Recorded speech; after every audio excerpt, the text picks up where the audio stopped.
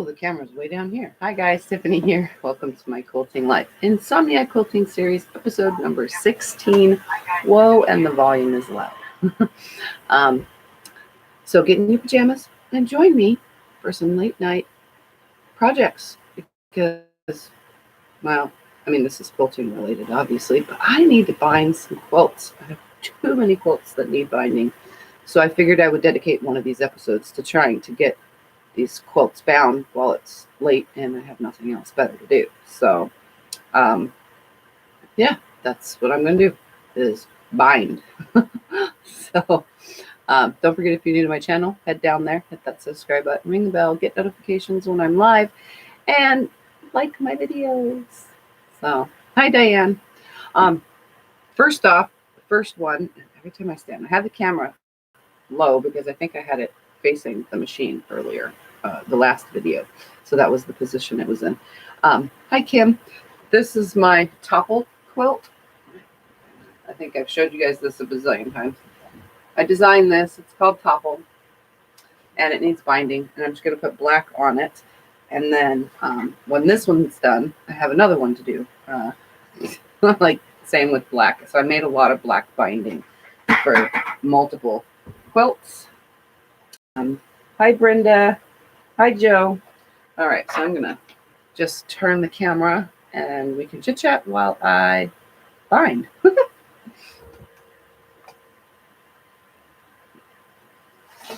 going to try to keep the mouse where I can reach it, though. Okay, so I have a tag I had to put up. If you guys catch my anytime daytime videos, I think I showed on So Sunday, I made a tag, and I put an 8 instead of an I. So I put an I in and fixed everything up and made it good. So now all I have to do is sew the tag on. And this quilt is directional, sort of. So my points of these, I'll either go up or down. So I'm going to assume that this is the bottom corner. And I'm just going to put this on real quick right here. And then come up a little and start the binding. So I always start by putting my tag on first instead of putting the binding on and trying to get the tag to go in, because then I forget to put the tag in. So I'm going to do it this way. Ooh, what happened here?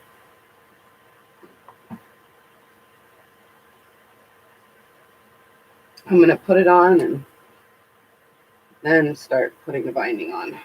So I'm just going to make sure it's lined up. I'm just going to use black thread because my binding is black, so it doesn't really matter. I always back stitch on my tags.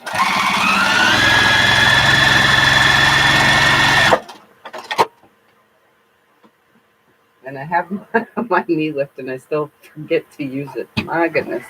And this quilt is just heavily hanging off of the table. I have to bring it up onto my lap. So you guys get to hang out with me while I get some quilts binded. Or bound. Binded, bound. I think it sounds better, bound. Because, yeah. Let's see. Hi, June. Hi, Deborah. I think I said that. No, I did not say Deborah. It's cold here in Missouri. A whole 28 degrees. Oh, that's cold. Hi, Vicky. Vicky probably has it cold, too, where she lives in Michigan. Takes time to get used to a knee lift. Yeah, and the way I'm sitting, it's actually kind of farther away from my knee. Let's see if I can. Aha, there we go. I always put corner tags on my quilts for those of you that are new to my channel and new to my videos and haven't seen binding yet. I put tags on most of my quilts that I design, as well as other stuff. But on baby quilts and stuff, I usually just put a little, like, it kind of looks like a store tag that hangs off of the quilt.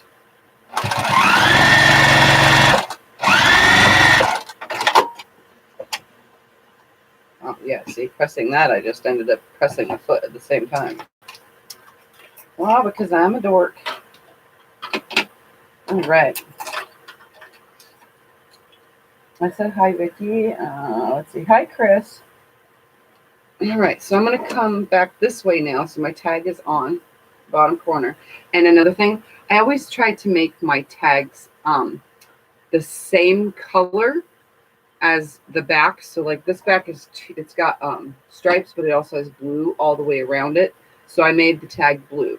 Now say I had a white backing or white on white, I would have made a tag with the white on white fabric, but I would have used black or a really bright, vibrant color that's readable. Like this, I used blue with white thread. I try to make them to where they can be seeable since I monogram. I don't like to write. I mean, I have wrote out lots and lots of quilts, but now that I have the monogramming on the machine, even though it likes to mess up, I like to put those on the tags now with the monogramming. I also can hand sew a tag on hand sew. When I say hand sew, I mean really sloppy like, and I'm getting a little bit better. But mainly on the quilts that I designed, I tried to match it. Now, if it was a big floral print on the back and the main color of the floral print was white, you know, so everything was white, but there was red flowers and yellows, this and that, and green, you know, leaves and so on, I would have used a white tag because it wouldn't draw too much attention to the back. I don't ever really use, say I use some kind of white, I wouldn't use a black tag on the corner of a fabric that's mainly focused at white. Now, if it was mainly focused as black and had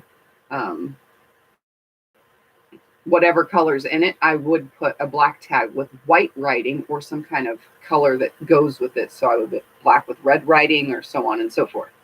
So for those of you who are new to adding tags to your quilts, and you don't have to, but it's, and I've said this in plenty of videos, it's good to add a tag. Whether it's your personal quilt or it's going to a family member or something, it's good to have a tag, because in 50 years from now, if it ends up in a thrift store, I'm pretty sure someone's going to say, oh, this is so awesome. I'm wondering where it came from, who made it, and so on and so forth. That's how you find out, adding a tag. So I mainly add tags with lots of information for the quilts that I have designed or made a pattern for. Other than that, it gets a little tag or just my name and whatever the name of the quilt is. So just thought I would add that bit of information. And for those of you new to binding and just catching my video, it's a 2.5 inch. Usually I do 2 1/4, but lately I've been doing all 2.5 inch binding. I don't know why. It's kind of random, actually. And I always leave a tail and always sew on the side that opens. Just for those of you who know. I know you can't really tell much because I'm wearing a black shirt, but I always leave a tail. Like, I don't really leave much of a tail anymore because I'm used to this, but they say to leave 10 to 12 inches open. So that's what I do. And then I sew it on with a 1/4 inch seam allowance. Almost a little bit bigger than a 1/4 inch, honestly. It's like right at a 1/4 inch seam. So, and I back stitch, and I use a 2.5 stitch length.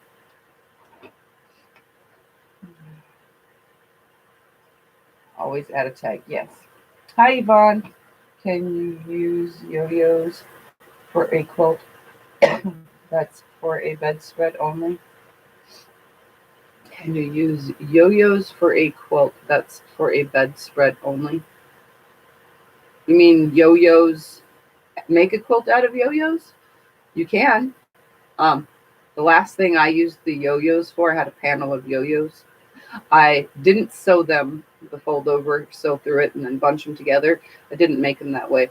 I actually just appliqued them on and called it, I put them all on a quilt and called it Icy Spots. And it turned out really awesome. I don't have it in here, or I'd show you, but it's in past videos for those that remember. I add at least date made by, at least made by and the date. Yes, I do too. I tag the quilts I made for my grandsons for Christmas and the ones I made for custom order. Yes, I always tag all the quilts. And even if it's just a baby quilt and I put a little hang tag, it still says made by Tiffany Groff Quilt Designs. And then it says 2000. Well, now it's 2020, but then it was saying 2019. It would say like August of 2019 or June of 2019. All right. Shouldn't be buffering. Why is this buffering? Please don't tell me I'm frozen. I'm not frozen for you guys, am I? Oh, just for myself. Okay. All right, so I'm just going to sew this on, and we can chit-chat while I do it, and hopefully I can get to the second one that needs to be done while I'm here.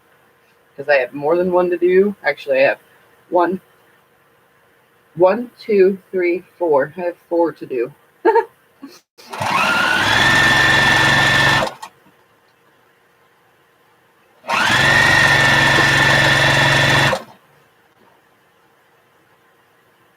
Okay, then it was just my internet on my end, my own video frozen.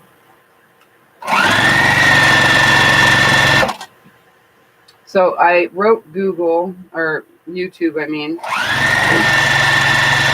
Same thing, because Google is YouTube. Again, a second letter, because they never got back to me the first time about why my live streaming ain't working. I try every single day, twice a day, and still my live streaming is not working.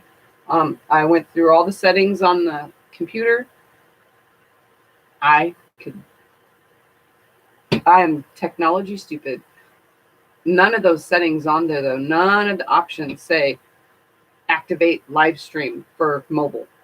None of it's anywhere near it. So I watched a ton of videos yesterday. I've been doing all sorts of stuff while I'm sick to figure this out, and I just cannot figure it out. So I wrote YouTube a second letter, hoping that they can fix the problem. So hopefully soon, guys, I'll know when I can start going live again. I mean, I am going live, but I meant from mobile devices.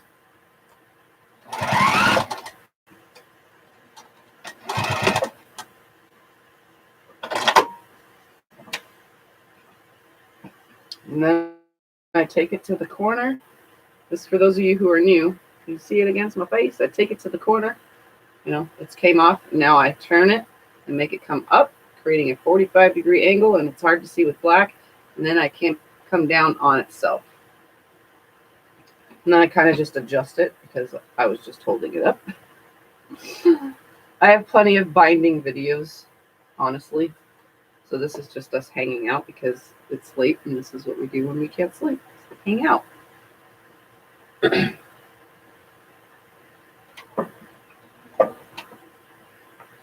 you kidding me?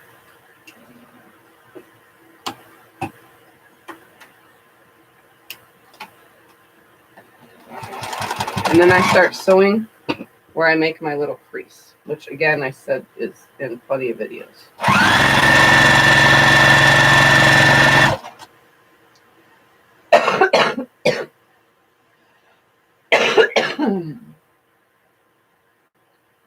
Hi, Patricia. Deborah, can we get a look at the front of your quilt? I like finding all straight line sewing.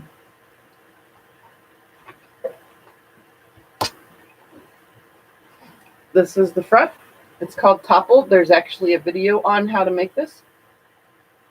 Actually, I think Topple was done in like 3 videos.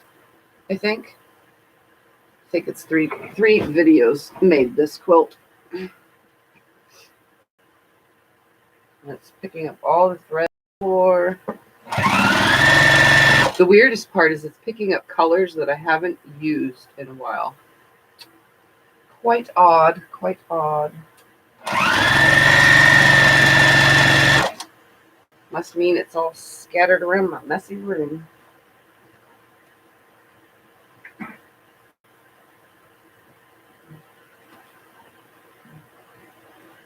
I like piecing, I just don't like sandwiching.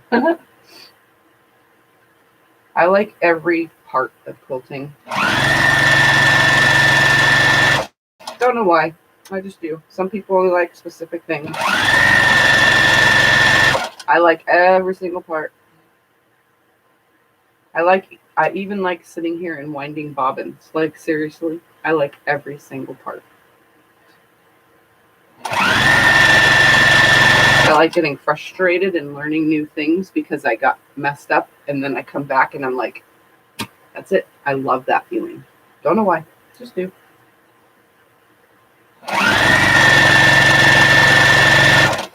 And I love looking at the finished quilts and holding them and playing with them and wrangling them. I love pulling them off of the frame when I'm done long arming them. Checking them over and making sure I did everything correctly and got everything.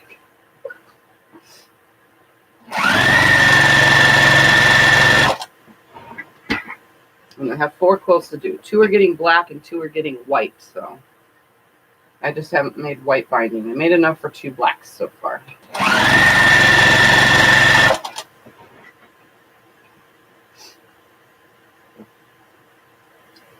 So what's everybody doing right now? Anybody else doing some quilting and sewing? And if so, are you piecing, or are you making a pillow, or are you quilting, or are you binding? What are you doing?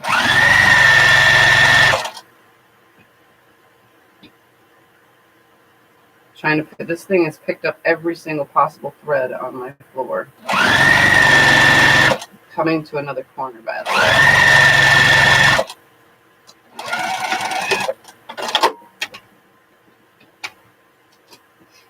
And if I go further than I'm supposed to, I just pick out 1 stitch.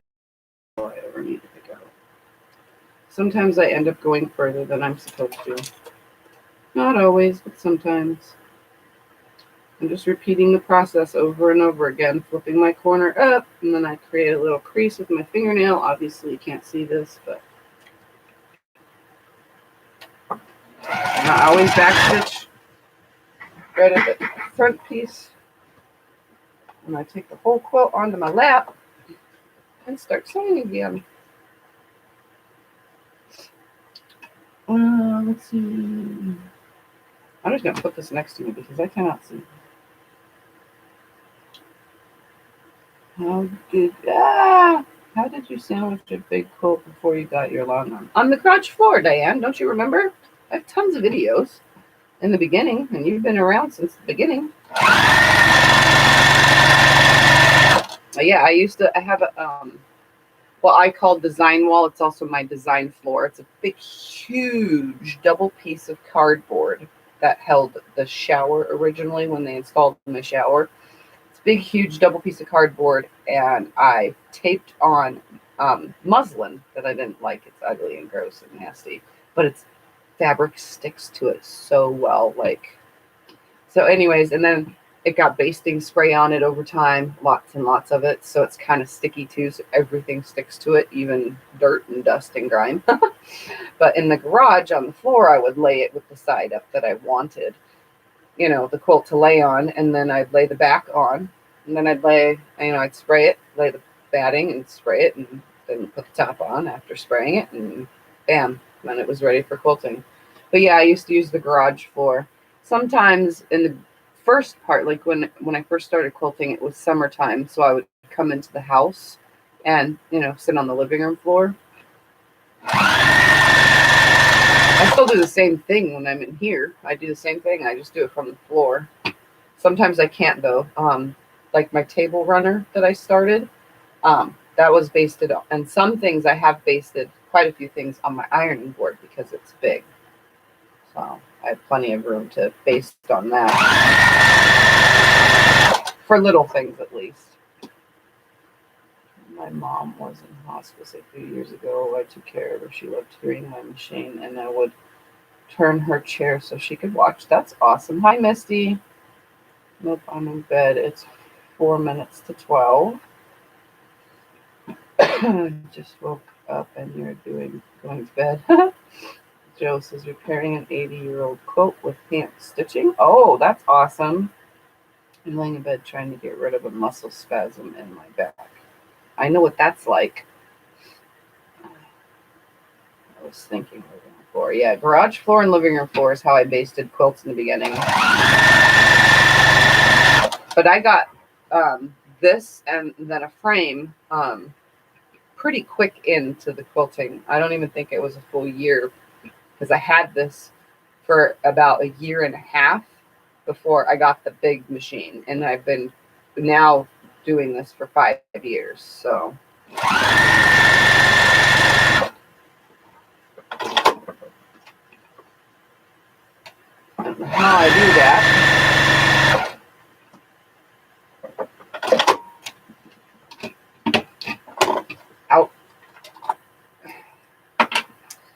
I didn't think it was out of bobbin. I just thought it skipped.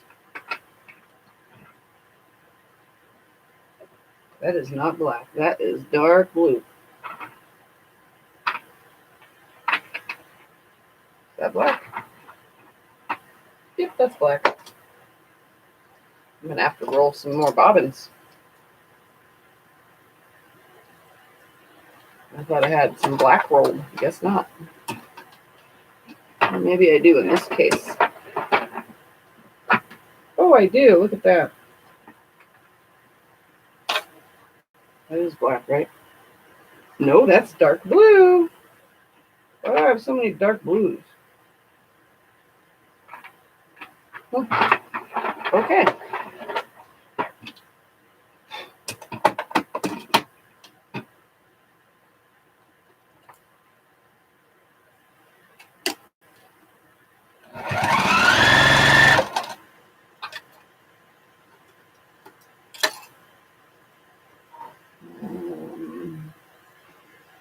Working on your messenger bag. Ooh, how's that coming, Chris?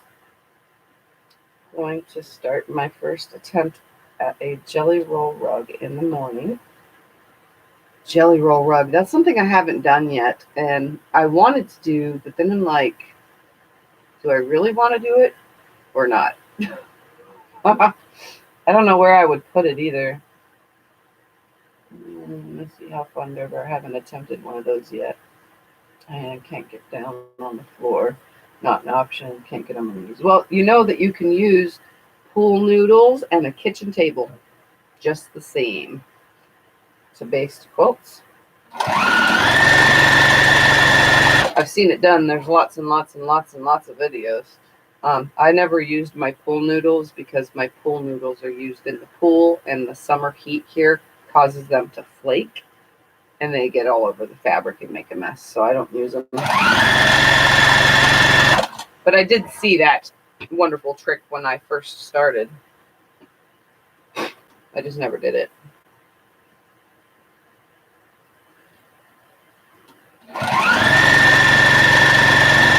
I did try a pole once. I had a pole, like a PVC pipe pole. We tried that, and it didn't work very well. But pool noodles grasp to the fabric, so. But you can use your kitchen table just the same. And no, I'm actually not, you guys see my hand? I'm not yanking. I'm kind of trying to keep it straight because everything wants to fall off the table. So usually I have my ironing board right here to catch the quilt, but today I do not.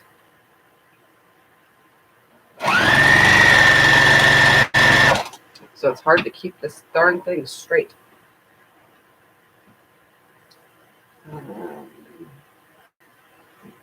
I do sandwiching on my bed and roll it carefully on a pool noodle.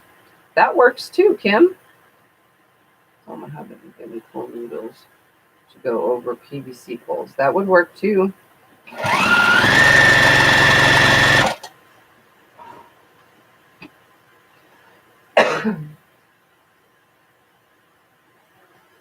There's so much stuff. I'm picking up threads off the floor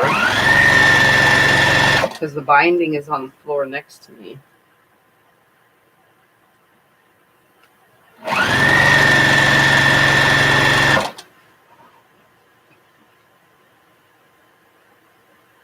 Okay, that landed in a good spot. I try to make sure that my seam of making the binding doesn't end up in a corner.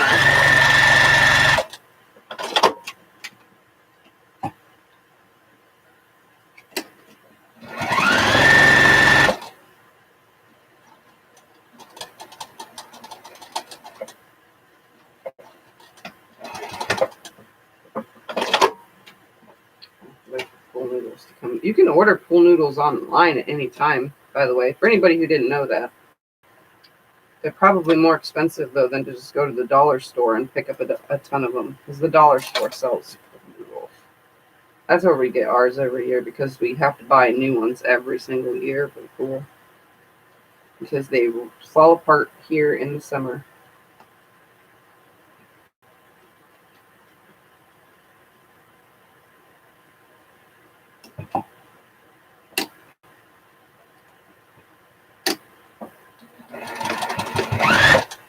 Right. I'm really picking everything up off the floor. Woo-wee. All right, grab another end. Need it to me. Yeah, I have a lint brush. The girls like the still. It's over on my chair. I have a lint brush. It's actually the best thing ever. I'm going to show you this because some of you don't even know it exists. The dollar store sells these things. So one way or the other. And you just, like, let's see. Can you see all this little lint right here? All this dust? You just wipe it on here. And it takes it all off. See all that? I love this thing. And then you just use your finger to take it off the opposite way that you grabbed it off.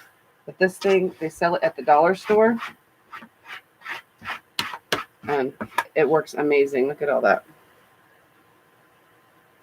You just rub it on and it all comes off. And both sides work. So like if you're rubbing your clothes to get, say, animal hair, pet hair, or whatever off, one side goes the one way, like this, and then the other side so that you can reach behind your back and get the lint off your back, like that. Because I have lint everywhere, so you just be able to do it on both sides. So one side's for going one way and one side's going for the other, but these are awesome. I have one in the garage for the long arm so that when it's on the long arm it works great, and then one for in here. Woo. Yeah, I love those things.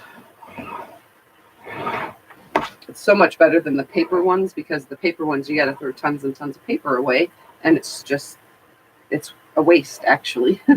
So those are so much better. Oh, I need one of those. 2 cats and a chihuahua. Yeah, works great for pet hair. Trust me, because I have a kitty.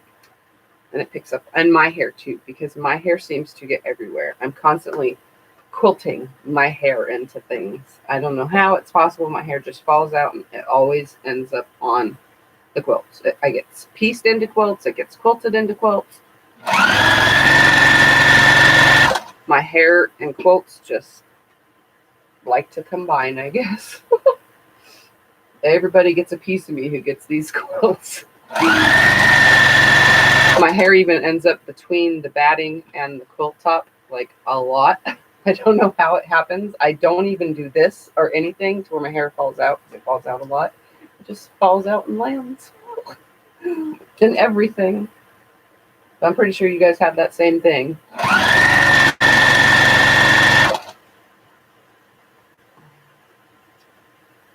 Oh, it won't work on my back. Got Dad's shoulders. Well then, do it before putting the shirt on. Take the lint off before putting your shirt on.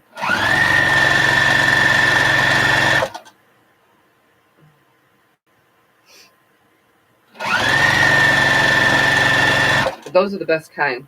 Like I said, the paper ones are like a waste. It just ends up in the trash, all the little papers. When these, you just take the lint off and throw the lint in the trash, which is pretty much biodegradable. Well, not the thread part, but you know, cat hair can get thrown outside. You don't even have to throw it in the trash. Same with dog hair.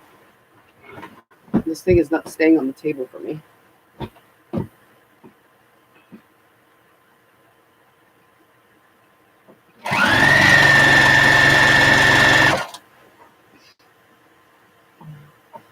Yes, everything shows up on black. Even my hair. Which is everywhere.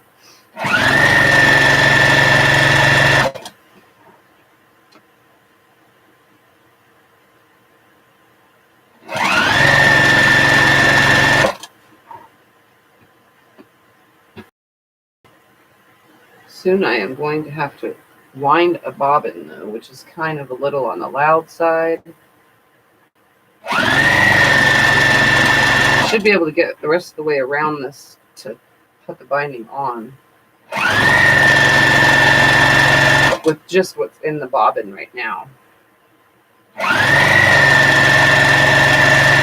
Usually one full bobbin, I can go baste the whole thing on, attach the binding to all the way around a quilt, and then with that same bobbin, I have enough to go and top stitch the whole binding on all the way around as well. That's how long a bobbin lasts.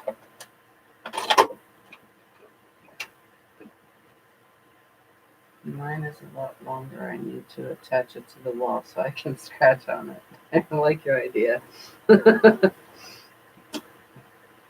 right, this is my last side, I think. It's not like I'm really counting on my way around.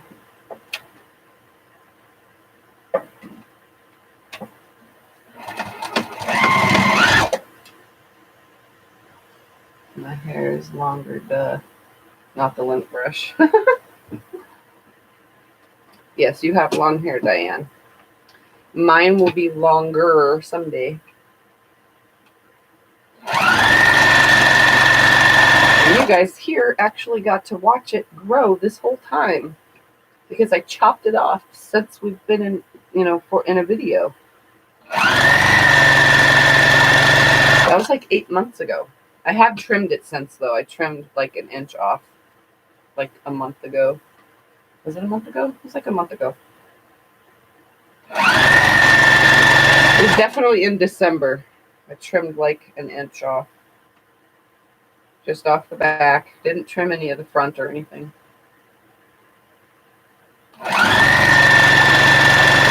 Because it had dead ends, which happens. Hey, T, what you doing awake, woman?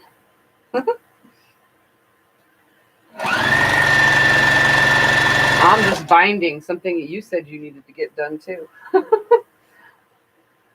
Figured I might as well get it done. I have so many things to do.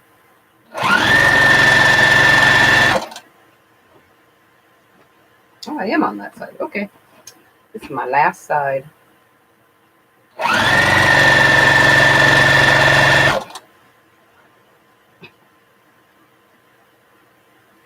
Almost there.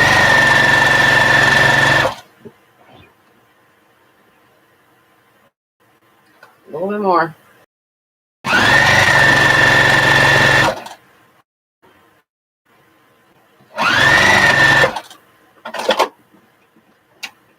Okay. Look, T, wearing my shirt.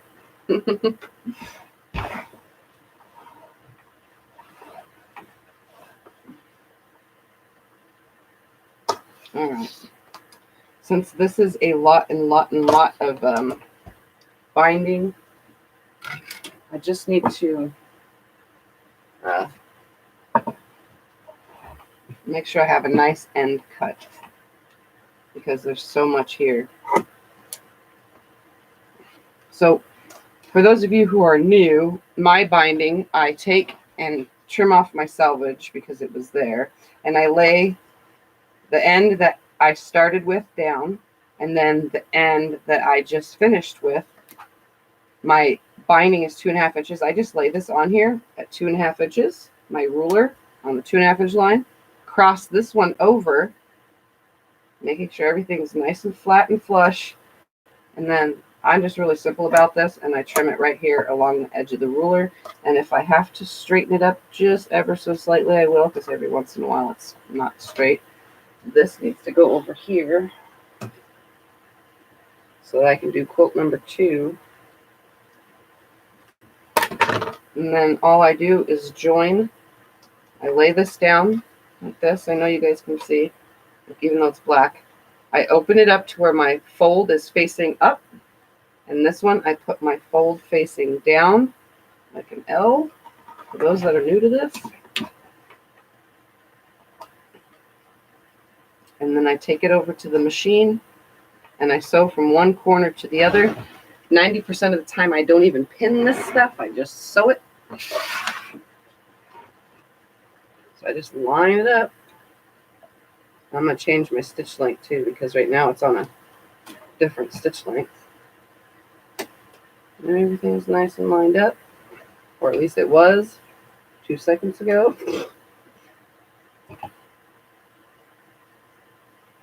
hold it all right here, and I stitch from one side to the other.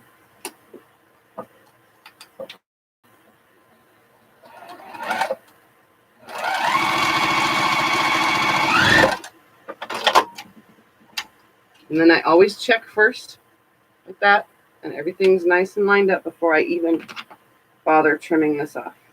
And I just trim this off about 1/4 inch away.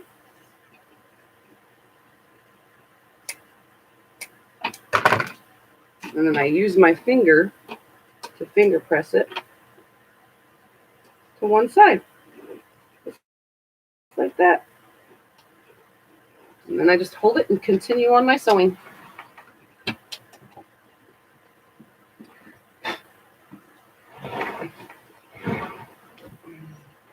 I asked hubby if I should cut my hair because I'm over 60. What do you people think? Don't cut your hair. My mother-in-law has her hair long, and she refuses, even though she needs a trim every now and then, she refuses to cut her hair. And it is really, really, really long. So, but she'll let me trim it when it needs trimming, but she refuses to cut any length off of it. And it's down almost to her butt. Just grow it out, whether it's gray or not. Just grow it out. All the old ladies around here that are probably 60 plus, they cut their hair short because it's hot here, you know? And I think it's less things to have to deal with, you know, because you just get a sweaty head. If you style your hair, then it just gets all messy.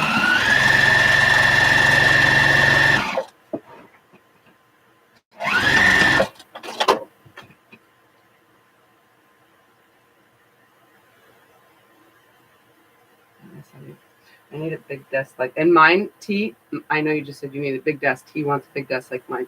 This is just a bar height table. I have another one in the garage, and when I was in my garage, I had both of them next to each other. It was so much easier. Now I have to bring my ironing board usually to hold the quilts up. But I'm actually having a custom desk built for me for this specific room. Like, it has to be made somewhere else and then brought in here and put together. And it's not costing me anything. It's being done out of the kindness of their heart. I love everything I do and want to see this get more easier for me because of all my problems. But I told them specifically I want it this tall. I like the desk this tall. I love it this tall, actually. So I missed live tonight. I'm very sick, and I am hopefully to get better soon. Could not even walk across the hall bathroom without losing my breath. That sucks, Diane. I was there yesterday. Today I'm a little bit better. Hope you're resting and not overdoing it. I was sleeping all day. All right, so now flip the whole thing around. Now you guys get to stare at the top. I don't want to drop my ruler and scissors because it always happens.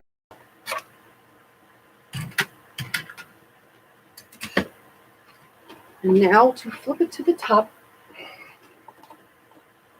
I don't know if you guys noticed, but this fabric has bees and roosters and flowers and butterflies. I'm trying to look. Teacups or flower pots. It kind of looks like a teacup to me, though. Roosters, leaves. Yep, it has all sorts of that kind of stuff all over it. It's very cute. And then there's stripes and all that kind of stuff too. All right. I'm going to top stitch this on with a stitch length of 3.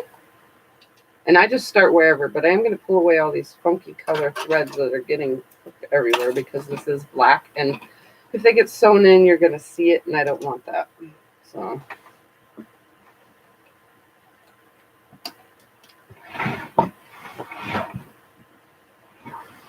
maybe this should be a good time that I bring my ironing board over here. I'm not going to.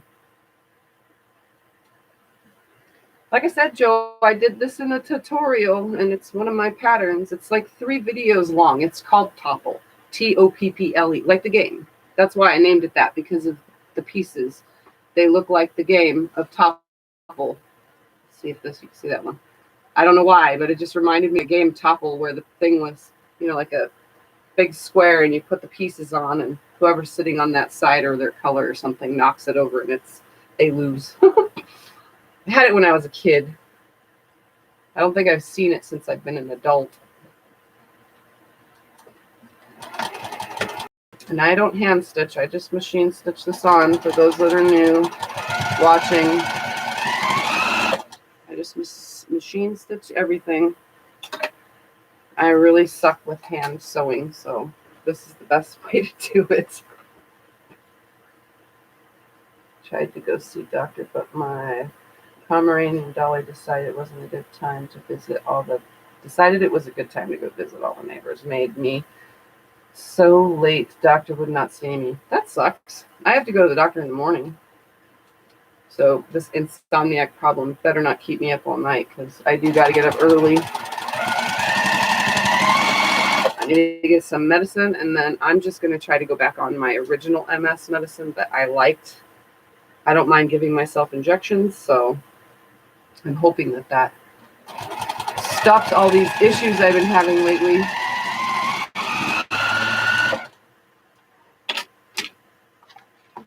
This computer's talking to me. There we go. That's good. So am I. Maybe I passed it to you. Some good breathing. I've been taking lots and lots of breathing treatments, though.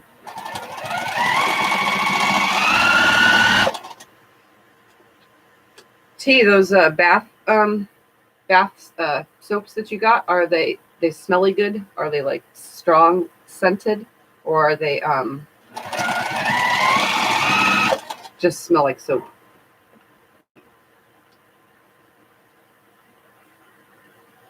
I always want to try that kind of stuff. They have a shop here that sells handmade soaps, but I'm always afraid they're gonna stink because I don't like strong smells. Hi, Loretta.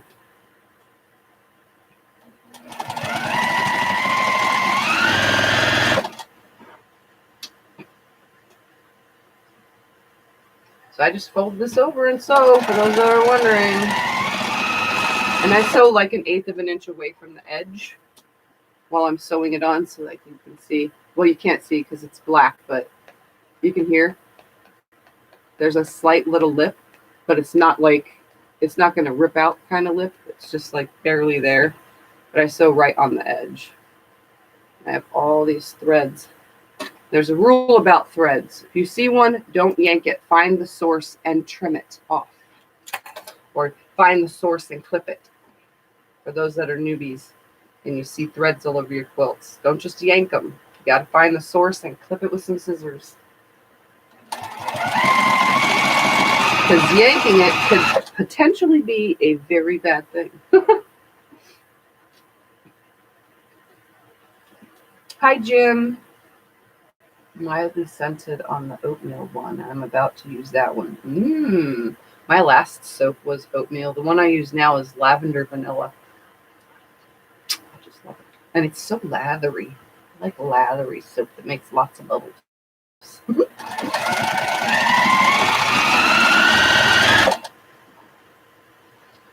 And oatmeal is actually good for your skin. Supposedly, it's like really good for your skin. I've been nebulizing every 5 hours. Isn't that a lot, though, Diane? When I use mine, if I use it too much, it makes my heart race.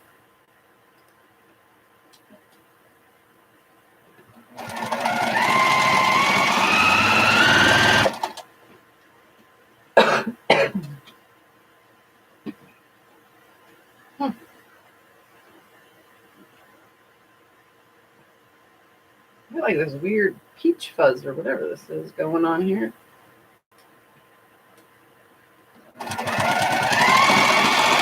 Must have picked it up on the floor.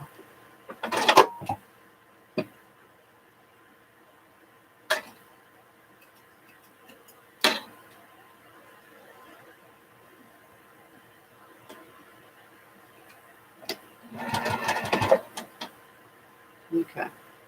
Sorry, I had to trim that away. It was bothering me. There was a little bit of like this fuzz sticking out of the corner. Somehow I must have quilted it in the edge on the long arm. Now I'm just folding my corner, making my mitered corner. And I come right up to it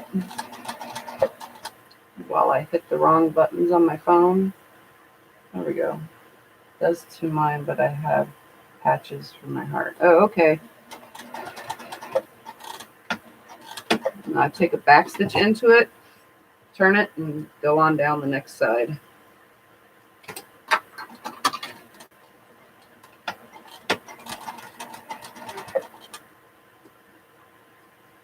There's my hair everywhere again.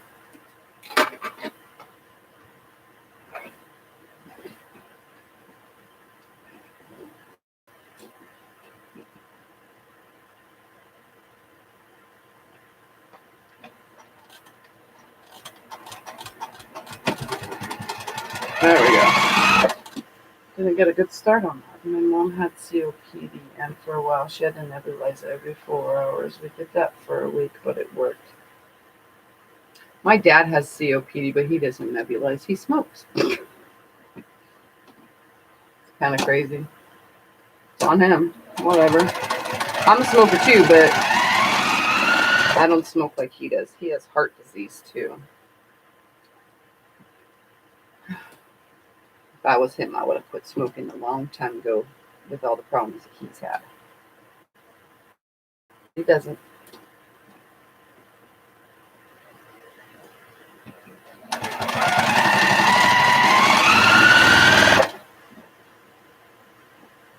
I'm getting all sweaty. All this quilt being on me.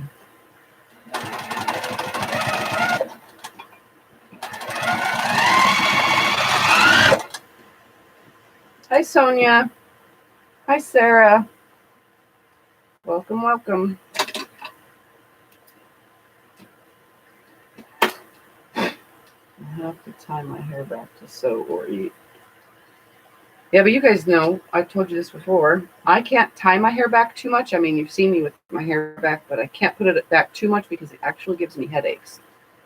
And that is why I'm growing my hair out, to prove that. And so far, this whole time, my hair has been long enough for a ponytail. Every time I stick it in a ponytail, I get a headache. And if I leave it too long, it turns into a migraine. So unfortunately, now I'm just learning to live with my hair down. It's kind of hard, so I do put it up, but I should just wear headbands or something, but I don't. I have a funky shaped head. Headbands don't stay, you know, those like tight things that hold the hair back. It goes all the way around and it looks like it's kind of thick. I like the kind that just go over the head only, but the kind that goes all the way around the head, they don't stay because the back of my head is shaped funny, I guess. So it like starts to make its way up and then it just falls off my head. It's kind of funny.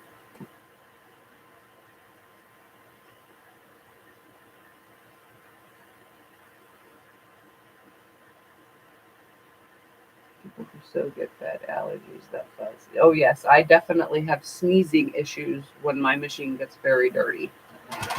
All because of the fuzz that comes off of it. Cute with short hair too. I know, but I want to have it long for a while. Once it gets too long and I get annoyed of it, or maybe when CJ does his hair donation, maybe I'll do the same thing. So we'll see. We'll see.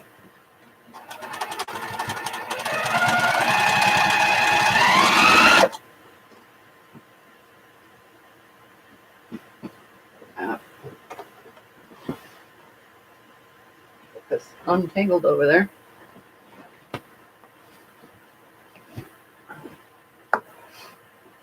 And I think I showed you guys this. Remember, it's quilted with flowers and leaves, and I did it very spaced out. Normally, heavily quilt things.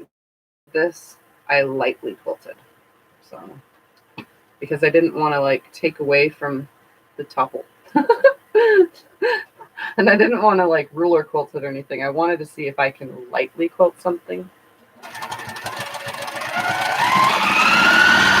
Just in case you guys can't tell from the screen.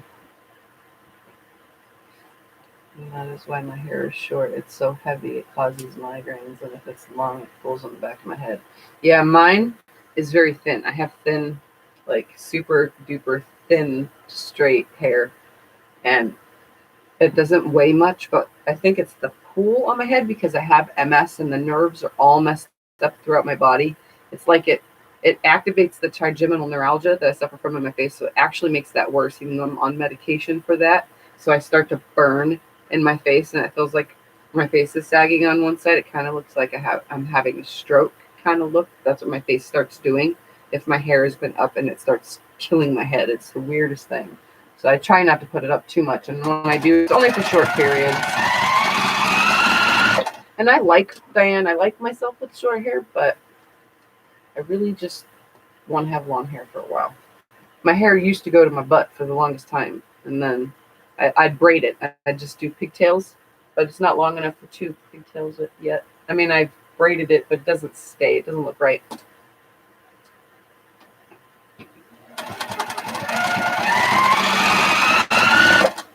And I can't put my hair up in French braids either because that actually, the tightness of the French braid pulls too tight on my head. Because I used to French braid my hair all the time when I was younger. But it pulls too tight, so I don't do it anymore.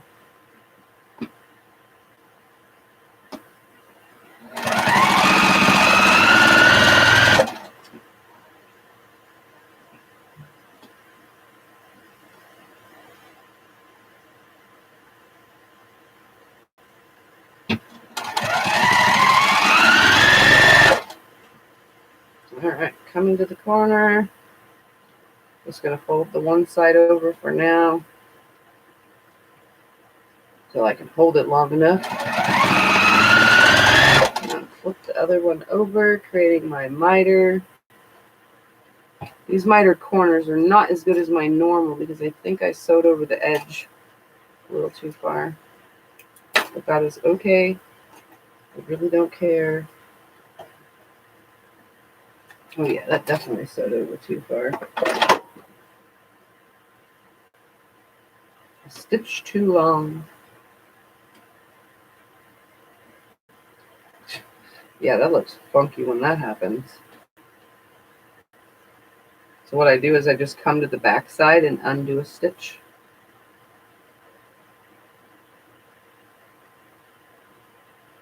And never come in off the end. I always start a 1/4 inch in. That's a 1/4 inch, but that one is not. That is not folding properly. There we go. See if that works.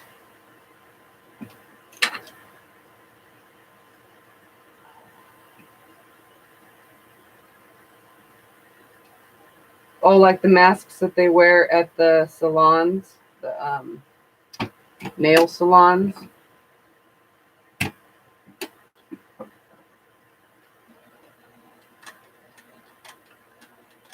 Are you kidding me? Stay. I just pushed it in because I had to use 2 hands. I should be using my knee lift. There we go, right there. Stay. Like the fabric can actually hear me. There we go.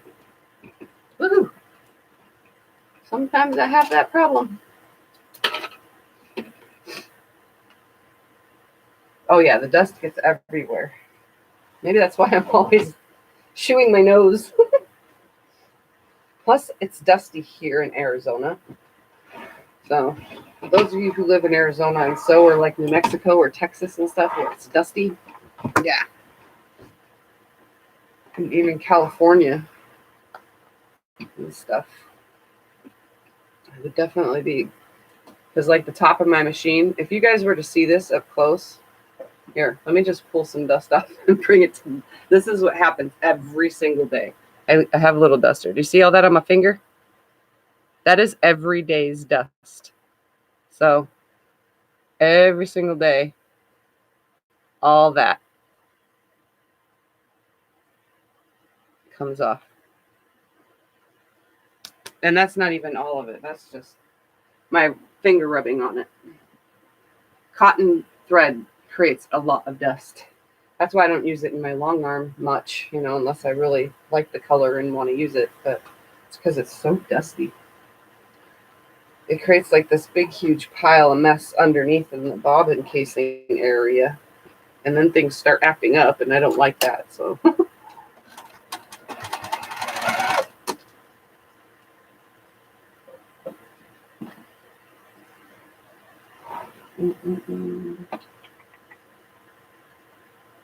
definitely can understand. I used to do that when I was young. My hair was long. I'll be 65 in March. It's been short for 45 years, or 40 years. Jim says, I never thought about the dust. It's just one layer so I can still breathe. Oh, yuck. I live on a busy street. Dust all spring and fall. And ain't she had a small fan aimed down away from her and brother's sewing machine.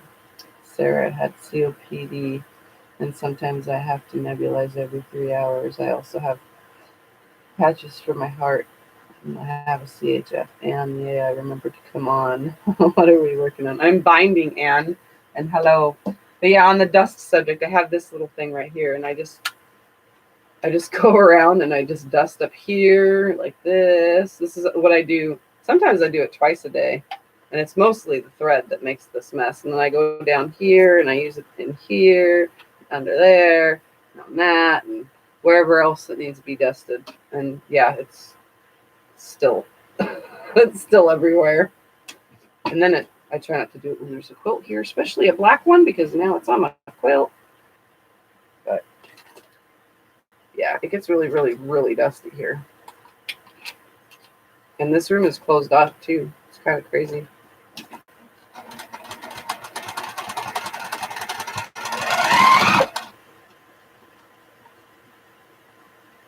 Hi, Christine. Okay, my house is dusty because I'm lazy. I have a teenager left still, so that's what cleans the dust in our house. Once he's gone, though, I probably, I'll do it like maybe once a month. Not in here, though. Here has to be dusted, at least right here. But some of my fabrics, there's so much dust sitting on them, and when I take them out, sometimes I'll just pat it off to get the dust off. I move things around a little too much, though, for it to get too dusty. But some of the shelves and stuff, like especially this, just put these shelves up, and they're black, so they're covered in dust. So much dust here. And it gets windy all the time here, too, so the wind kind of just makes it, no matter what, in the summer or the winter, it just comes in. I am making my first Pinwheel baby quilt. Aww, that should be cute. Just remember to somehow flip on the back of pinwheels, especially when it's for a baby. I don't even have a pinwheel block to show you. This is a pretty good tip right here.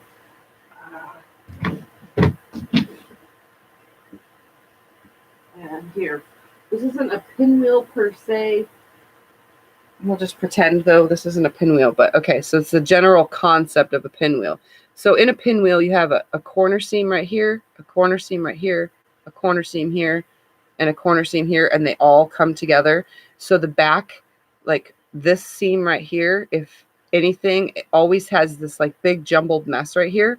So on the back of your pinwheel, make sure all your seams are pressed to one direction, as well as in the center when you finally join the 4 blocks.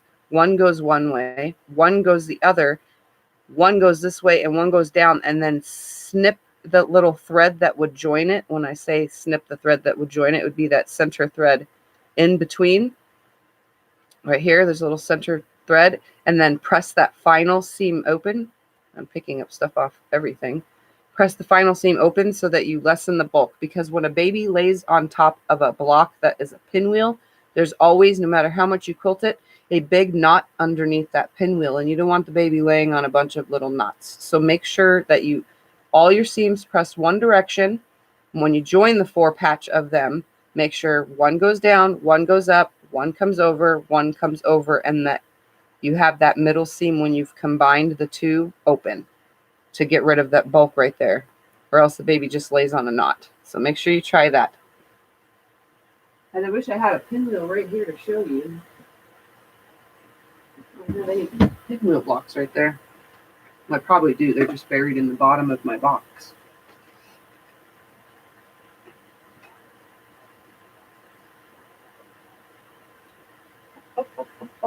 That is why I have to keep windows closed all year long. We have ours closed.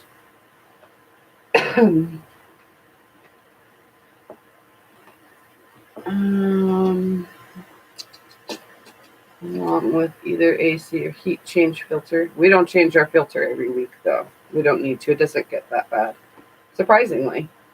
I think this room is just the dustiest because it's fabric, you know?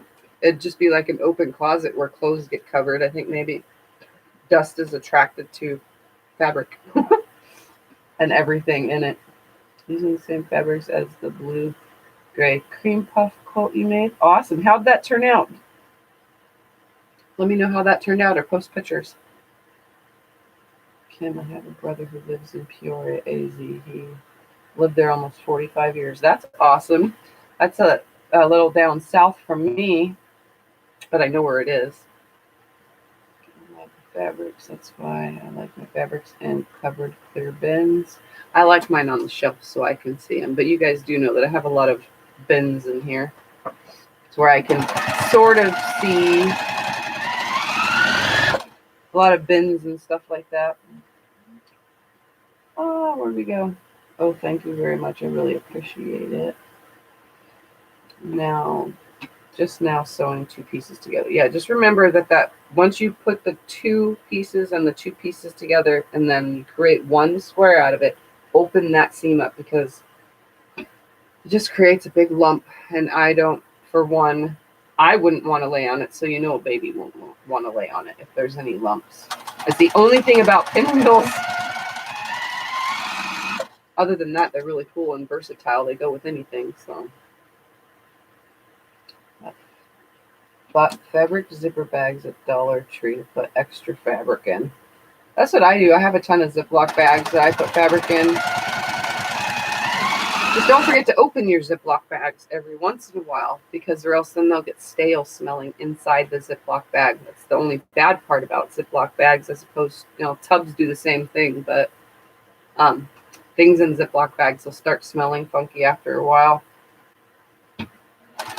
I don't think like a month, but at least 6 months down the line, it's going to smell.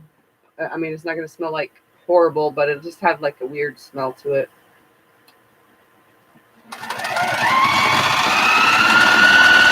Maybe it's just because of the chemicals that most fabrics are washed, rinsed in before they're bolted up and sold to us. They are rinsed in chemicals to get rid of all the whatever it's called from dyeing the fabrics and or screen printing. I've watched videos on the process, so it goes through a big huge bath. So it could just be the smell that I smell is funky from a bag of material is because of that, but you're not allowing it to breathe, so that would closing it up. You got to open it at least every once in a while. But I do store lots and lots of stuff in the bags. So I have tons and tons of Ziploc bags full of stuff. This whole drawer actually is filled with Ziploc bags down here.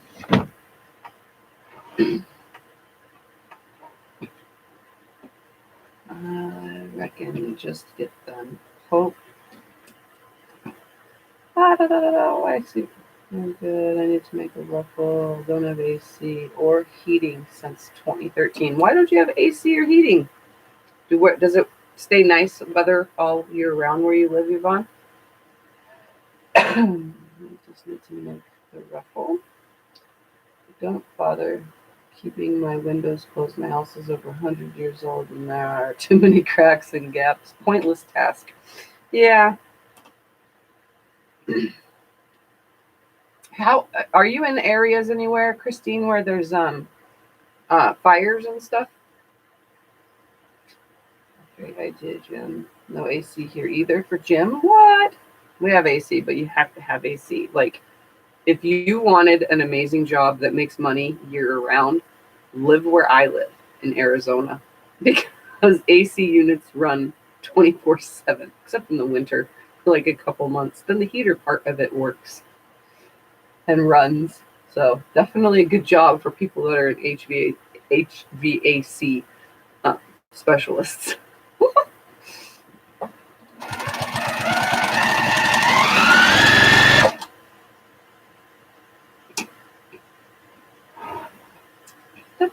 You only use the fabric ones. Okay, the cloth bags, the cloth fabric bags. There's a dryer sheet in the bag or the tubs. I put dryer sheets in big tubs, like in my closet too. I have tons of dryer sheets all in my dresser drawers, my clothing drawers, because it also helps keep moths away. I don't know if it was a wives' tale or what, but I've never had moths in my clothes. Or silverfish. It keeps silverfish away too. I do get silverfish in other places, just not in my closet and all my clothes. They stay in the ground. It swells and shrinks in the weather. It's called black soil, and now I don't think that there's true right angle. Christy and all the rooms here too, Tiff. No, I'm not. Tiff, we had a bat. We had them last year, but not big ones. Not really, Diane. It's a small house, 3-bedroom, and enclosed veranda.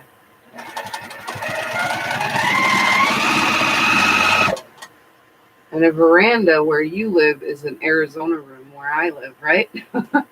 It's a patio that's enclosed.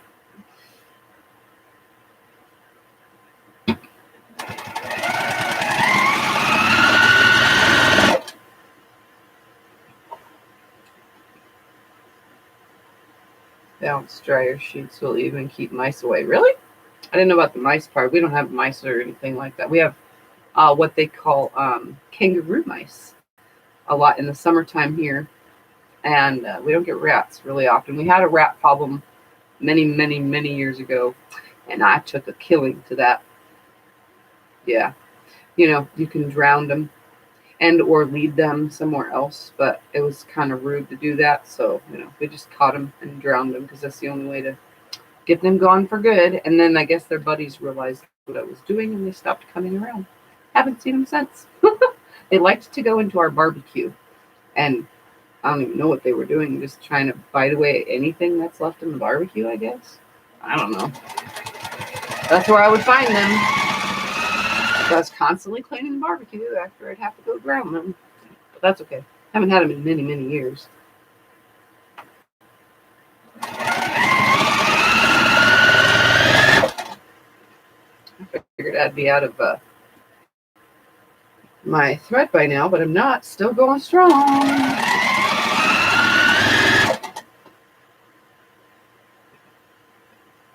Mine is a small house too. Ceilings are high though. I like high ceilings. We have high ceilings in our living room. We have a vaulted ceiling. But ours doesn't vault the way you think houses vault. Like some ceilings, when you go into some houses, the ceiling in the room starts low on one side and then it's high on the other side of the room. That kind of vaulted. Ours is not. When you walk in our living room, both sides of the living room come up like that. So it's like that. It's pretty cool. Definitely not a ceiling for me to clean though, or paint or anything, because it's kind of high. We have one of those ceiling fan extenders because the designer of the house put the fan directly up in the arch. So it has like a, I think it's 2.5 feet long pole to hang down so that the fan is low. It's pretty crazy. But yeah, that's kind of vaulted ceiling we have.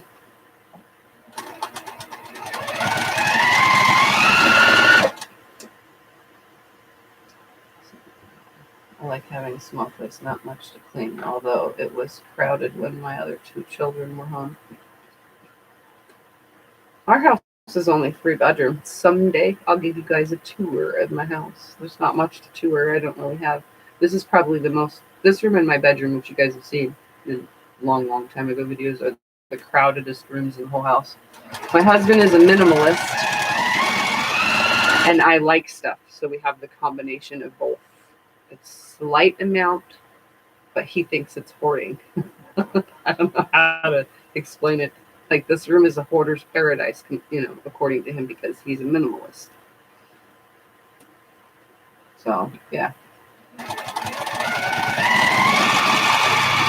He's not an extreme minimalist where they only wear white and only have white furniture and only have white bedding and white towels and stuff like that. He's not like that. He just has 5 outfits, you know. He only has this much clothes hanging in the closet. The rest is all mine in a walk-in closet. A dual-sided walk-in closet at that. He just has a little section.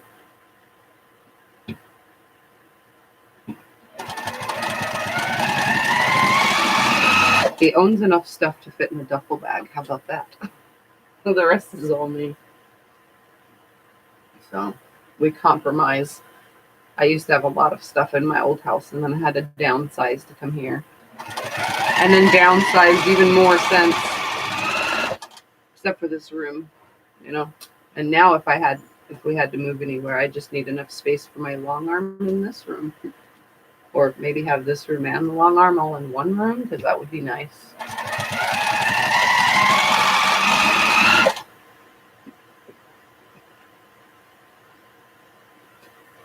So, we got a bad infants. Took a bad infestation after Hurricane Harvey. It seemed like all of Texas was flooded. Tried home remedies, nothing worked. Had to get an exterminator to get rid of them. That's a boring list. Hi, Linda. Of course, we're all up late.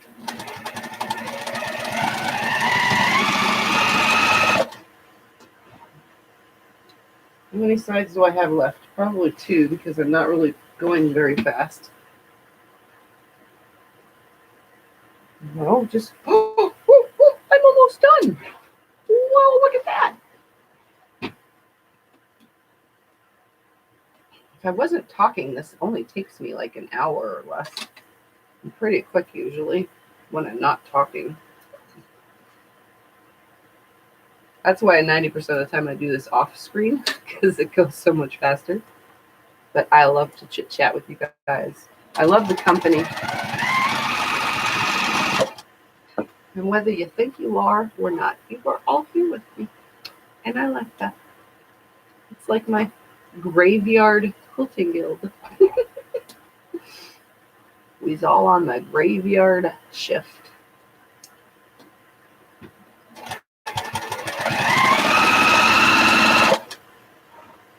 I'm just binding, Linda.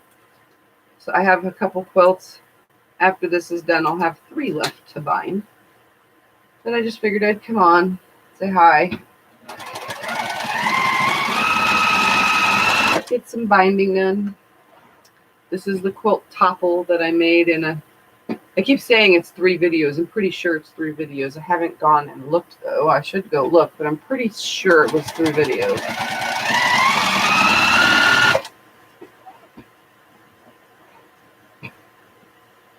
It tells you nothing about a person. It's sterile and doesn't feel like home. Wait, what? What are we talking about now? I probably already forgot, Diane.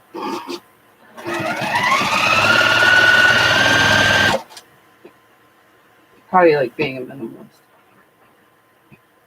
Colors.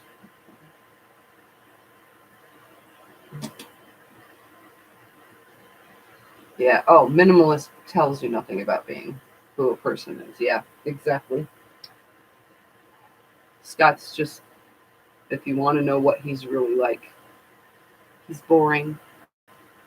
Doesn't like to have a lot of people around, just like he doesn't have to like to have a lot of stuff around. And it's not that he's boring like that kind of boring, guys. He's just like minimal. He doesn't like a lot of stuff. He doesn't like a lot of loud noise, so there's nothing bright, you know, and pop out at you. So that's what you can tell by his minimalisticness.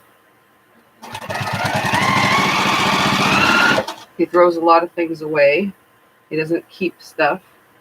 So like, except for we keep like certain bills and stuff like that. But if somebody gave me a card and like a birthday card like this. Yeah, I don't throw the envelope away either, because what if somebody wrote something on the envelope? Now he does. And in a month from now, he'd throw the whole thing away because it's not needed anymore. Me, I don't. I keep it. Why? Because I just do. Oops. Yeah, that's wonderful. I don't know how I'm going to get that out of there. Well, I just had a mess up and I didn't even do this. Somehow my needle hit the thing and I need pliers.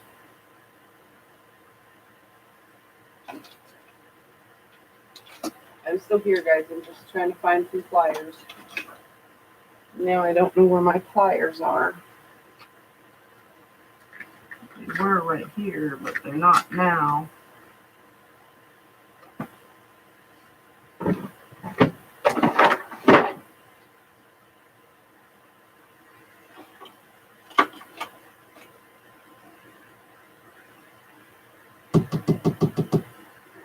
I'll just have CJ bring me some.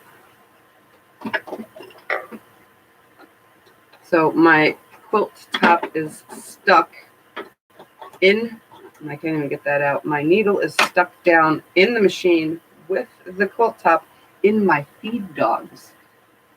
Okay, I got the quilt out. That's a weird thing to happen, huh? But now I have a needle stuck in my feed dogs. CJ, I know you're up.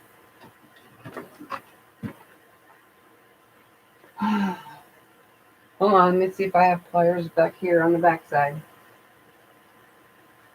I know I have some in here somewhere.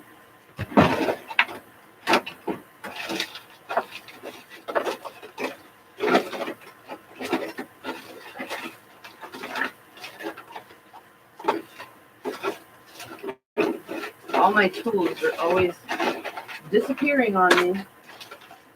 Aha, pliers. A necessary tool for a quilting room is needle nose pliers. You know why? Well, that just happened because stuff like this happens. Now I gotta figure out how to knock this out of here. Aha! And there we have it.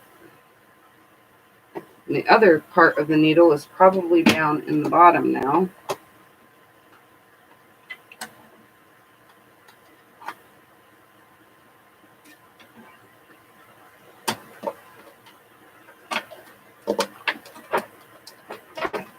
I need to find my little brush.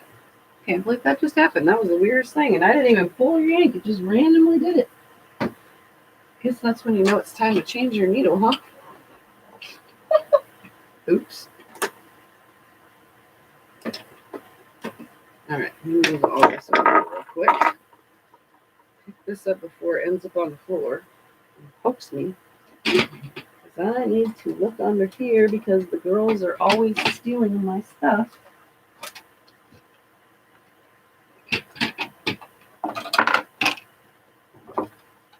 Ah, there it is.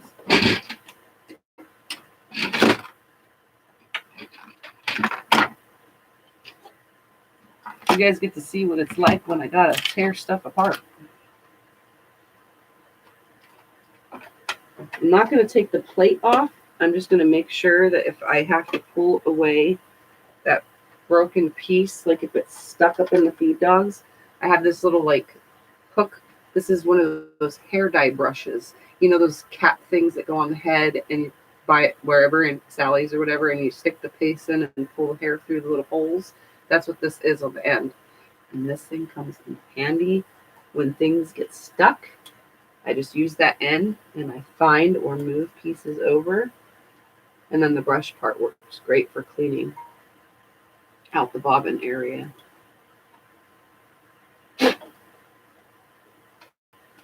All right, and it didn't fall in the bobbin casing block, you know, the circular part that the bobbin goes in. So that's good, because if it gets in there, you're screwed and need to take your machine in, unfortunately. because it'll get wound up in there. I don't see anything else.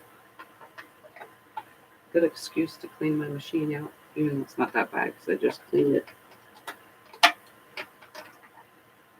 All right, now I gotta find a needle. Got a needle in here.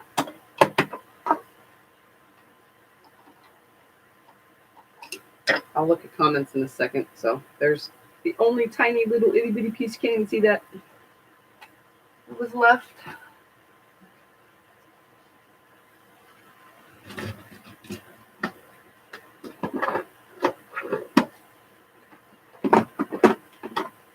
And I use organ needles. Typically a 90-14 for this because it goes, it lasts longer and it goes with any fabric choice.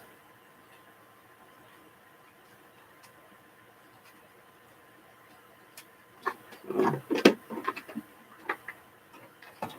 I try to keep everything nearby so that I can grab it. Well, I did break a needle in live, 2 weeks ago? So, but never through my feed dogs. That was the weirdest thing. It usually just gets stuck because this is only a single hole machine. So, every once in a while, I have to bend needles to, some of them come like funky. I bend it so that it's center in the hole because sometimes they are not. All right, it's all set up. I don't need that foot. I need this foot back.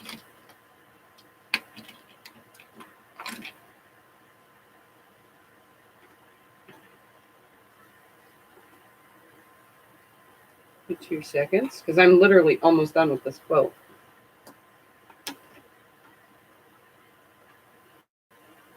Put all this back together.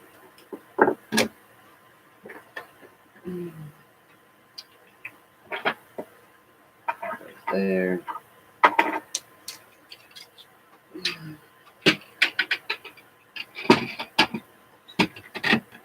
It's there. That's over there. And then let's put the bobbin back in.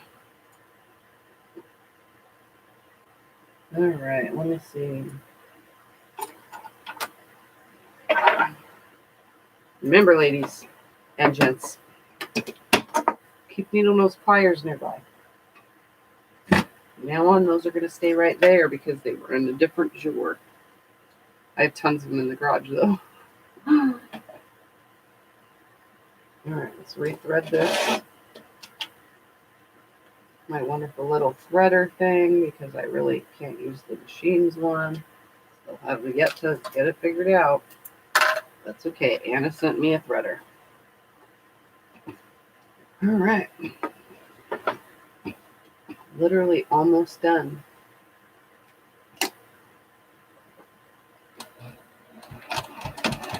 There we go. All right, let me read some comments.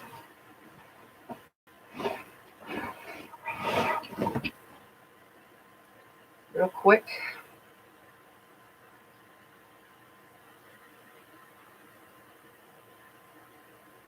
Okay.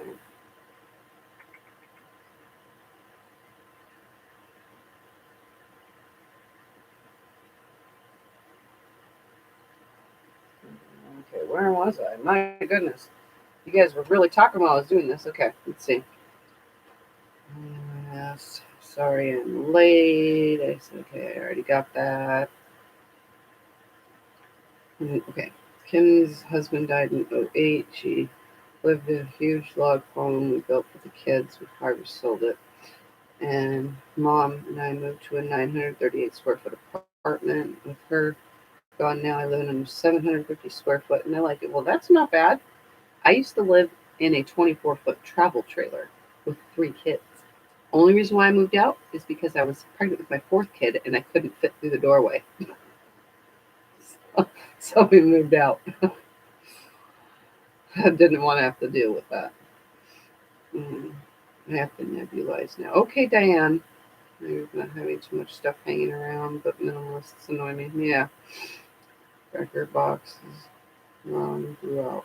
Most of my appliances, no electricity in parts of the house. Haven't sewed in a while. Well, you need to get your breaker box fixed.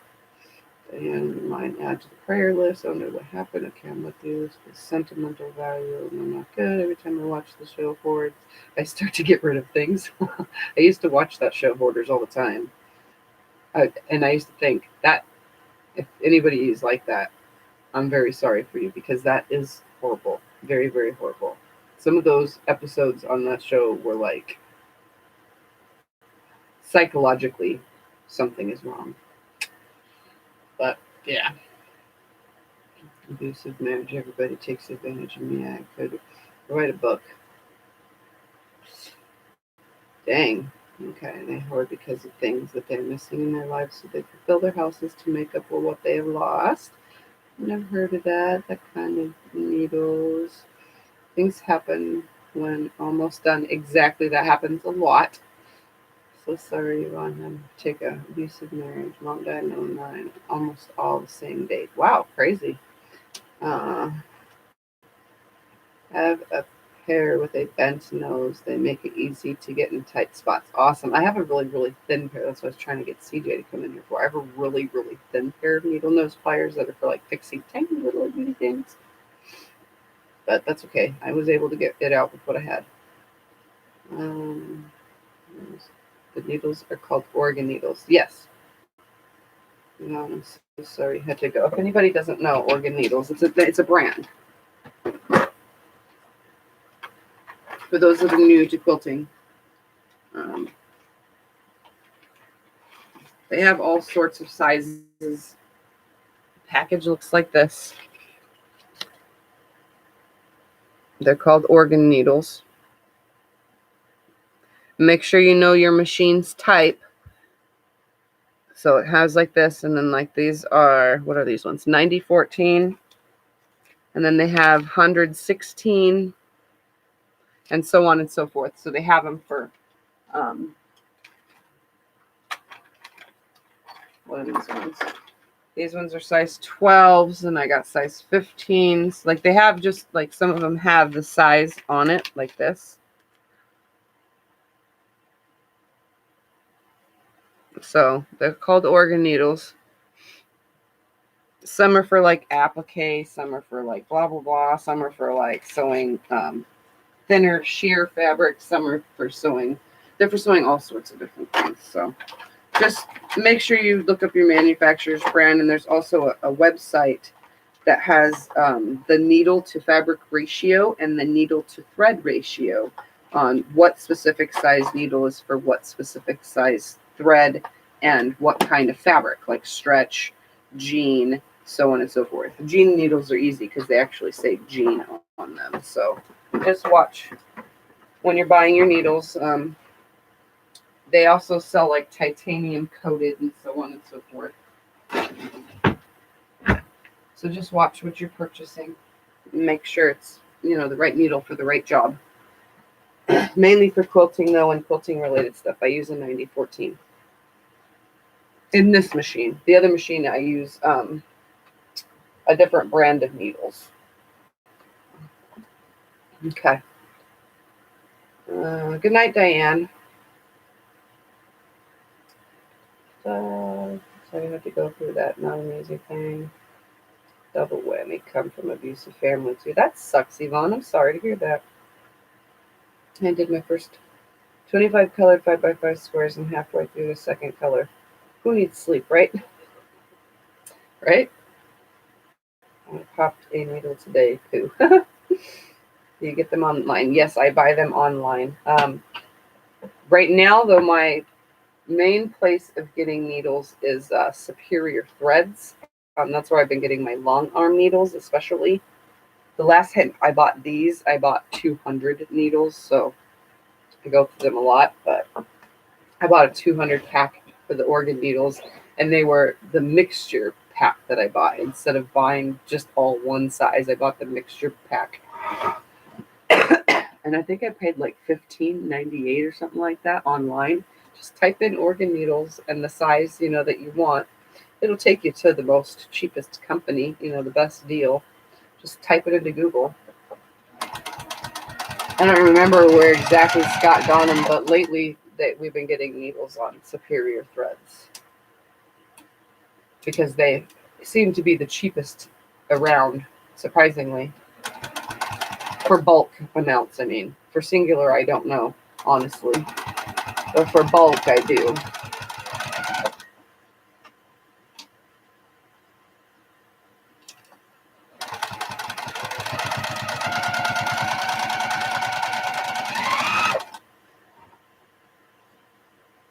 And again, I'm not pulling, I'm keeping my fabric straight because it wants to, everything's hanging, so it kind of wants to bow, if that makes any sense. So sometimes I grab from the back, or sometimes I hold from here because it wants to pull and go sideways, but it's not really going sideways. It just feels like it, I guess.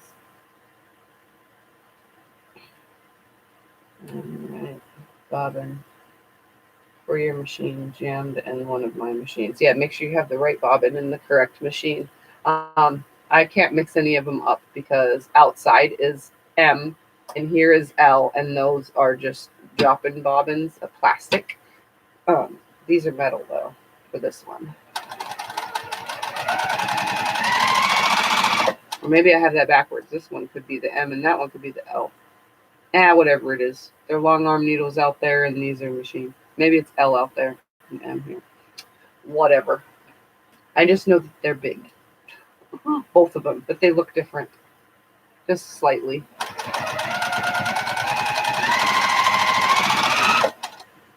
Oh my goodness. 2 inches left. My goodness. I'm almost done with this and I can finally go do nothing. I have another one to do in black.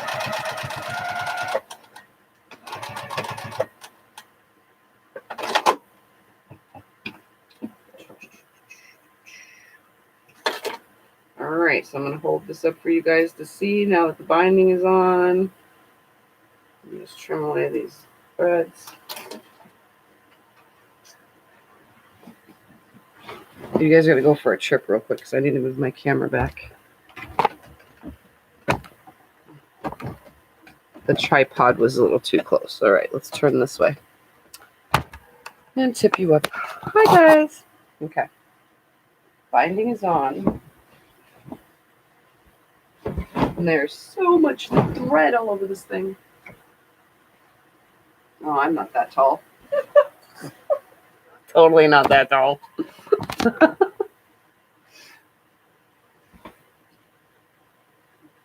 I forgot how big this one is, too.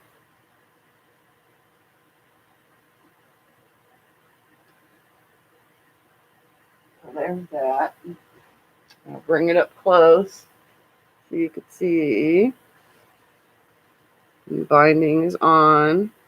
It's just top stitched. Trying to go slow. Trying to go slow. You can see there is thread everywhere. Bring it off later because it's everywhere. And there is a mitered corner. It's hard to see because it's black. This is the side that just got stuck under the machine, so it kind of looks yanked because it got stuck under the machine, but it's not really yanked. It just looks that way. Look at all this thread. I have so much thread. I need to vacuum my room. So there you can see the quilting as well. So it's just flowers and leaves, and it's very lightly quilted. Normally I heavily quilt stuff. And then the back, again, don't mind all the threads because they're literally everywhere no matter where I move. So you can see the quilting better. And this is all free motion, no computer. You guys know that. So I just do this all by myself. And they're all different sizes. They vary in shape and so on. So this is blue and stripes. And then where's the tag? Tag. Tag is down in the bottom corner, covered in thread.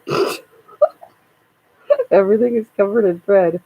So this one says designed, pieced, and quilted by Tiffany Groff Quilting Designs. It's called Topple, so it's in parentheses. And it was pieced in 2019, but quilted in 2020. And then I wrote the words "cuddle me" on it.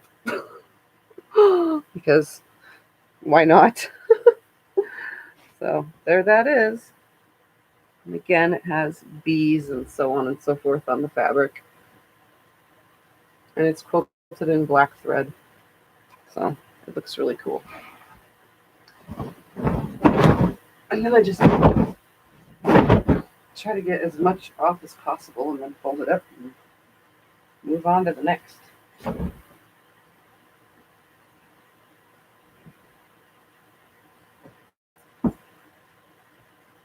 Okay, so one down. The next one that's getting black is this one, but I'm not going to start it right now because I feel like taking a break. So you guys remember this one? The Fun Stars. And this one is more heavily quilted. I just went back and forth, but I added little spirals. Mine all on this one face one direction. As you can see, they all go face down. And then, so there's the bigger star. And then this one had the Olaf flannel backing.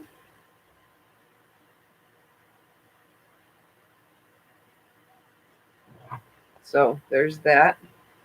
This one's the only other one that's getting black. And this one's pretty darn big. I mean, it's my arm span. If I can hold it. It's my arm span and it's taller than me. I think this one was the 57 by 70, something like that. Or 58 by 70. Something like that.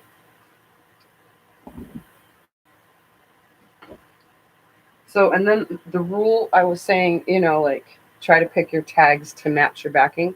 When you have something like this that's flannel, it's hard to make a tag for. So these are the ones that would go beyond the rule. There, I mean, there is no real rule, but this would go beyond my rule. So this one is getting a gray tag. Why? Because there's gray in the top and it blends well with all the white, but doesn't take away from it. So this will go on the back of this one, and it's gray with black writing. If I would have put a blue, I mean, it would have hit it, but I don't know. It just seems like gray would have been the better choice. Plus everything on the front is mixed with gray, so why not? So this one's kind of an exception, and it's not flannel that I'm putting on, but I have put flannel tags on the backs with flannel. So this one is a little bit on the exception. I will add something totally different. And then I'll show you what other things that need to be bound.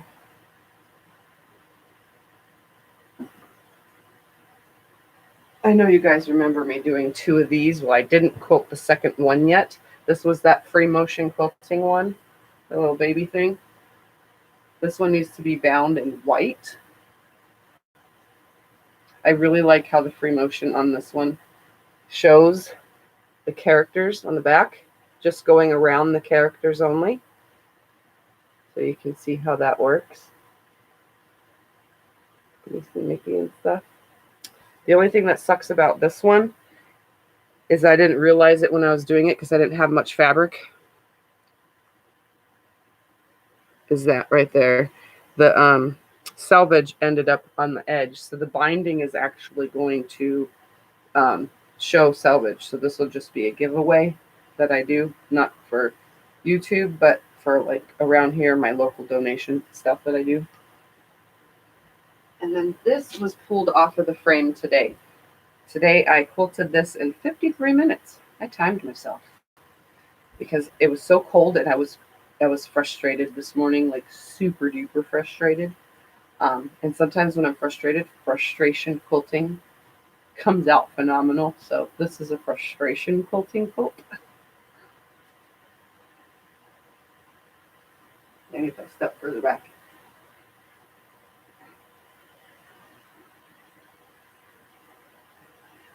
So this one's 56 by 56. It flows so nicely because this also has flannel. So this one has this flannel on it, and then you can see the quilting. And since this is flannel on the back and it's heavily quilted, it flows. Look at that. It's just like, it flows so nice. It's like you could feel this in person. You'd be like, wow, that that works. I think I want to use flannel. So it flows really nicely. Let me turn it so you can see more of the quilting. I just did the long swirls, so they swirl long swirls off of each other. So this one I think I said it was 56 by 56. So it's not very big, but it's not small. It's a great lap size. And I figured since it's blues and whites that it's definitely a boy color. So the boy colors, I decided not to quilt it with flowers and stuff. I decided to just do the elongated swirls or swirlies or whatever you want to call it. There's probably a word for it, but I like it. I was having fun. So that's that. So that needs to be bound. My table runner is not finished because I had to pluck all those stitches out because it was pulling from using the walking foot. So, oh, this is getting white binding, by the way. The thing was getting ruffles around the edge. It was bunching up. So I just plucked all that out. And I will finish quilting it probably on Sew Sunday again. But I'm going to free motion quilt the rest because I don't like the walking foot. I never have since I started, but sometimes I use it when I absolutely have to. So, all right, I'm going to go through these comments while it just stays right here. Oh, Scott bought me white fabric and black fabric from our anniversary, which was Monday the 27th. So, next, see, whole entire bolts, steel and classic. Next video will be me putting Mr. Dresden together, my big Dresden. It's going to need 4 yards of fabric just to put this Dresden on something. And then I have to take it to the other machine and figure out how you guys can watch me stitch around it. So that's the next one. Trying to get everything caught up. Okay, I think that's all I needed to do. So I'm going to read comments while we're here. All right. Oh, yeah. Where are we? Okay. Saw that, did that. Okay. Up to needle today. I saw that. All right. Bobbin for your machine. Okay, that's so pretty. Very pretty. Lovely colors. Very pretty. Nice. Pretty. Well, nice. Different kinds of fabric. You mean for the stars? That was probably the one. Or maybe it was the big one. I don't know. I mix all sorts of stuff. Been working on quote for my wife's anniversary. Okay, I think I saw that while I was doing. I do beautiful work. Why, thank you. I don't try. It just comes that way. I don't know. I think I had a gift that I should have realized I had many years ago. I don't know where it came from, but it's there. I try, I guess. Been watching videos where you made that. Which one? Topple or the star one? So Joe said, where did you find the videos and having trouble finding them? The star one, I think I did an Insomniac series videos. Just go to, there's in all Insomniac videos except for this one, because this one will get added to it. There should be a link to all the Insomniac videos. It's probably like video 2 or 3, maybe 4. Go to Tiffany's channel and there's a list. I have been binge watching and learned a lot. Okay, beautiful baby quilts. She's awesome.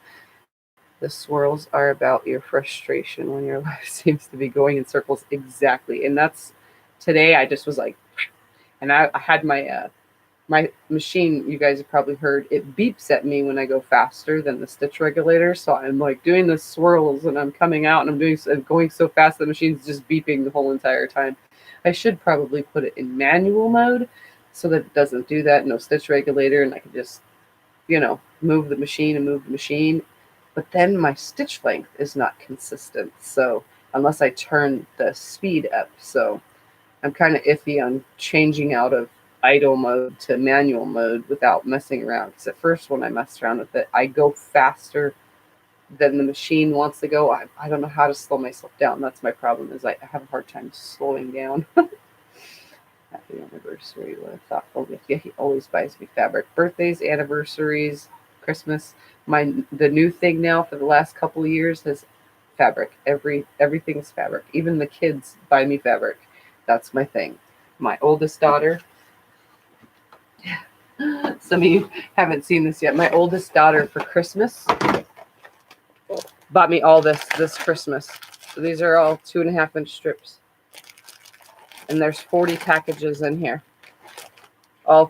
They're all the same except for where's it at? These ones. These ones are a different one. But she bought me 40 packages, 20 of each. So that's all in here from my daughter because she works at Tuesday Morning. And these are cheaper at Tuesday Morning than Walmart. Walmart sells the same exact package with the same exact brand for $7.99 when you can get a Tuesday Morning for $2.49. And since she works there, she gets a discount. So yeah, she bought me 40 things. Plus she bought me 4 regular jelly rolls. And what else did she get me? She got me more fabric than that. She got me a bunch of notions too. So definitely that's what everybody gets me, because they know I'm going to make something, and it comes in handy to have those for tutorials, you know, so that I can design something for you guys and make a tutorial with all the things that they buy me.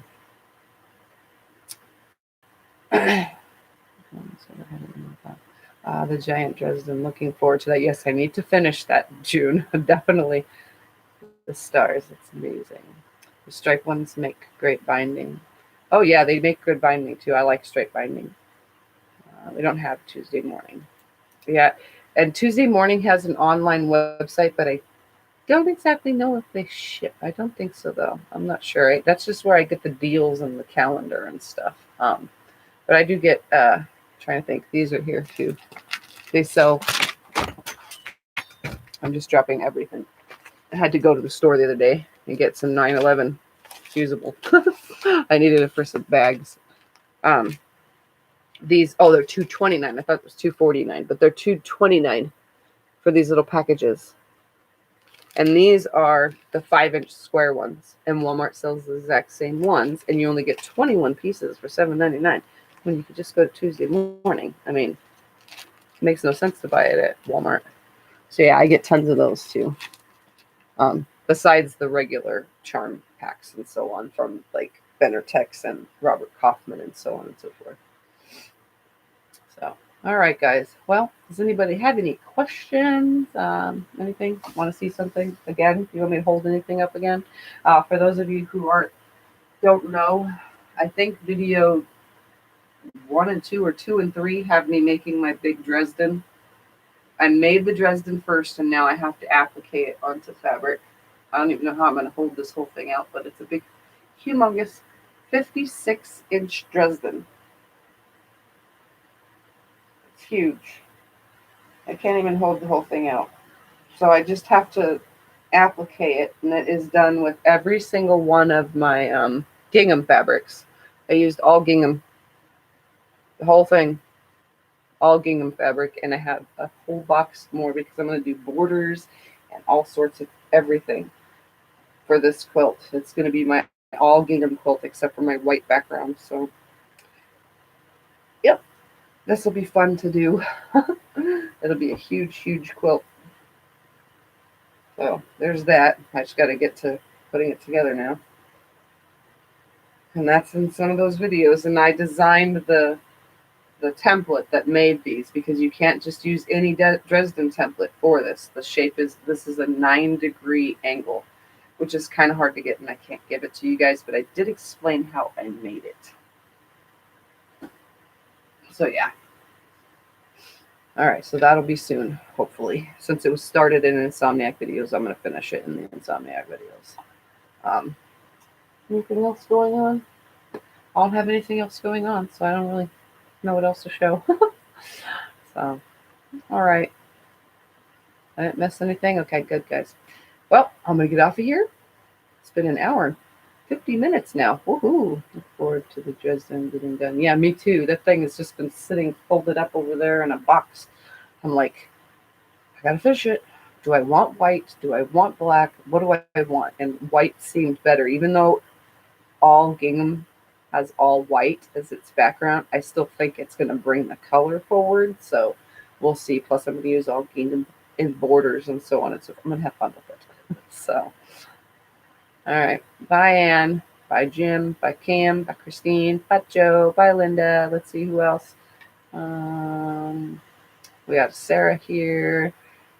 June. I already think I said that just now. I'm not sure, but and then we got Yvonne. We got Misty. And I already said, okay, I think I said most of the names. If I missed one, I'm very sorry, guys. Helping me keep company. I can sleep now. Good. All right.